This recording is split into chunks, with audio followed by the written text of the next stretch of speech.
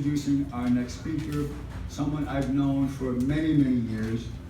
Brad Lippitz is a lifelong Chicagoan. So many of us came here from someplace else. By the way, how many folks here are lifelong Chicagoans? Were born there?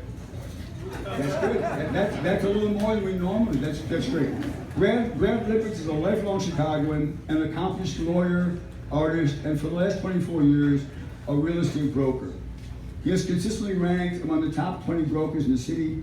His clients benefit from his passion for the city, his keen business and legal acumen, and his uncanny sense for good design. Maybe he's gay.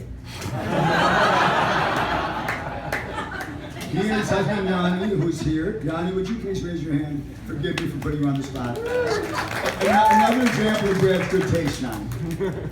He and his husband Yanni have been together for nearly 30 years, have two amazing teenage sons. He and Yanni are active in politics. They have hosted scores of benefits for LGBT organizations and politicians over the years. That's where I met Barack Obama after working with him in Springfield, was in your living room. Brad has served on numerous boards, remains active in political and social service organizations on both local and national level. We're thrilled to have Brad Lippitz here. Brad, come on.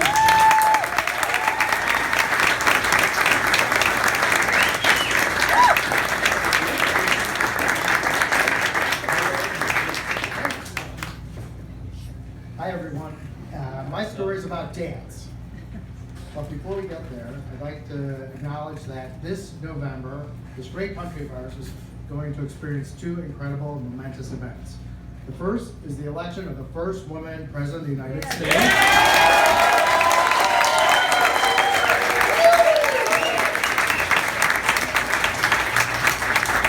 And the second, and perhaps even more momentous to me, is the celebration of my 30-year anniversary with my husband, Joe.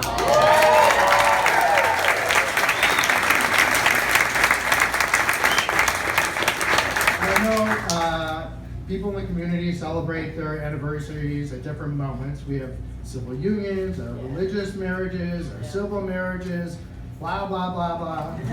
So in November, Yoni and I will celebrate 30 years from our first date, the night we fell in love, and the night we fell in love. I mean, look at him, a nice Jewish, dark, handsome Jewish boy. I love him now more than ever, which is all good. Looking back on the years, we have navigated and built a rich life together. We have two incredible teenage sons. We are accepted and welcomed into each other's families. We have built successful careers, and we have traveled the world. You can't ask for anything more in a life. But one of the things that gives me most pride is that one of the things that has bound us together from the beginning is our commitment to LGBT rights and the advancement of constitutional rights. At every single incident, even when we were kids, we would travel to Iowa and knock on doors for Paul Simon's campaign in 1980, whatever. And we volunteered at everything we could. We hosted U.S. congressmen in our house, senators, aldermen, state senators, and even President Barack Obama, which I already acknowledged earlier. It seems like our house has become a must-stop for any and all politicians. I'm proud to have served on many boards and to march in Chicago, marched on Washington a couple times. It's been a very fulfilling and rich life. But I have to say, looking back, it hasn't always been this rosy. When I was a kid growing up in the 70s, there really wasn't, anyone to turn to. I mean, I was kind of alone in my own skin. I was told that I was an outsider. I was told I was somehow different. And coming to terms with my sexuality all on my own was very, very difficult and kind of heartbreaking in retrospect. There were no therapists, there were no teachers, there were no role models, nothing. And you're left to really kind of suffer there on your own. So I kind of became introspective. I was hardly the most popular kid. It was kind of a sad time. But I have to say, all that changed when in the summer of 1975, yours truly became the Glencoe Bar Mitzvah dance sensation. It's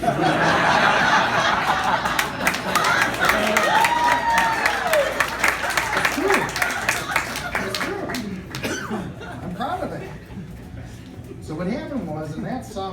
and into the fall, all the kids in Glencoe would meet on Saturday afternoons. We'd all get dressed up and we take a social dance class taught by none other than Mr. Sandy.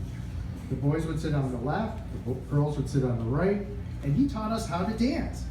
The boys were to go to the girls, formally ask them if they could have the dance, and escort them to the middle of the dance floor. He would instruct us to hold her like a football. I'll never forget that. Hold her like a football!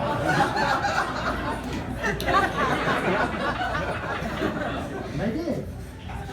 And we foxtrotted, we waltzed, we did the cha-cha, jitterbug, everything. And that really prepared us for bar and bat mitzvahs. Because when they came, I was king. I'm telling you, at every single bar and bat mitzvah, I was a star.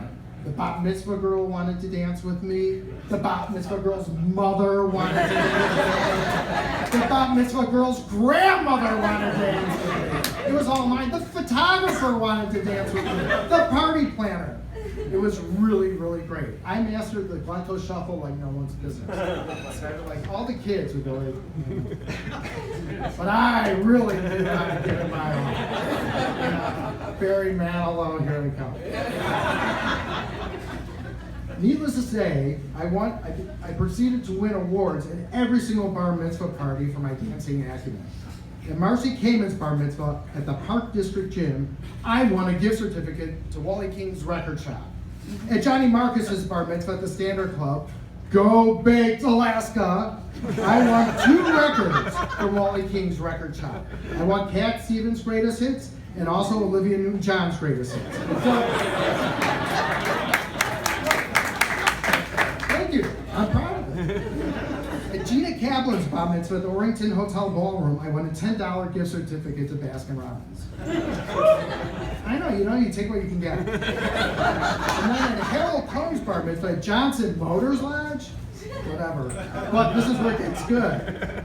I won a deluxe Sony Walkman with cassette capabilities.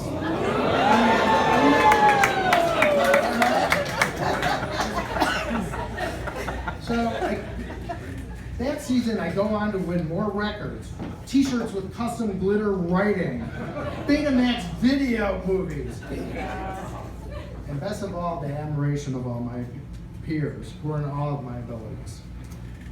Now, invariably, at every single bar bat mitzvah, there was a tradition, and it was the snowball. Does everybody here know what a snowball is? Okay, well, I'm going to tell you. It's really exciting. So the boys and girls would be instructed to go in a circle, and they'd all stand there, and the band leader would strike up the music, and the bat mitzvah girl would pick a boy, and they would start slow dancing. He'd hold her with the ball, dance, dance, dance. And after about 2 minutes, the band leader would say, snowball! And the boy would pick a girl, and the girl would pick a boy. And it would keep on splintering off until all the kids were dancing. So it was a really nice kind of tradition, everybody on the dance floor. Everybody got into it. Of course, I was always the first one picked. I have to say, this brings back so many memories, but they were really brought to light a few months ago when one of my closest friends asked me to chaperone at his daughter's bat mitzvah. Little did he know, I was the bar mitzvah king 40 years ago. So I go to the party, and the DJ's already spinning, the lights are going, the snacks are set up, but so many things had changed. The kids are constantly on their cell phones. They're Snapchatting, they're Instagramming, they're texting, they're watching videos, they're Insta-videoing, texting, gramming, whatever you all do, I don't know. And even the dances are all kind of communal dances. They're all in lines, everybody's dancing together. It's a little bit foreign to me. But then, one thing has not changed. And you can guess what that is? The snowball! I swear to God, all the girls and boys get in a circle, and the DJ starts the music. And the bat mitzvah girl, my friend's daughter, picks a boy, and they start splintering off. Again, just like it was 40 years ago. I couldn't believe it. And then, at one point, after a few splinters, my friend tells me that the one girl is picking this boy on the side, this lanky boy. My friend whispers to me, he's like, he's gay. And I'm like, what? He's like, yeah, he's out to the whole 7th grade. And I'm like, what? I'm like, okay, cool. So she takes his hand, they go and they start dancing. Arm in arm, he's holding her. And then after a couple minutes, the DJ yells, snowball. I'm like, okay, but my eyes on him. And then the unthinkable happens. I couldn't believe it. Snowball. I'm watching him. He goes to the side of the room, and he goes to the most popular straight boy in the class, the head of the soccer team, and asks him to dance. And I'm standing there on the sidelines. I'm like, are you kidding me? No, don't do it. He's gonna push you. He's gonna yell faggot at you. He's gonna throw his pizza slice and his Cheetos at you. Don't do it. He holds out his hand, and this other kid, the straight kid, takes his hand. And they walk into the center of the room, and they start dancing. The gay kid's holding the straight kid like he's holding a football.